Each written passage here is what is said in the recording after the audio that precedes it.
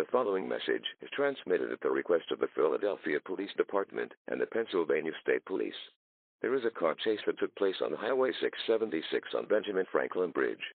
Shortly after the chase, the police along with the three armed suspects ended in a car accident, resulting in a car pile-up right at the entrance of Midtown Philadelphia. Major explosions in the area have also been reported. Public safety advises residents to stay away from 676 highway until things have been cleared up. The three armed suspects' information is unknown at this time, but updates about them will be provided shortly. Please remain tuned for more updates as it soon become available. Repeating, stay away from the highway area.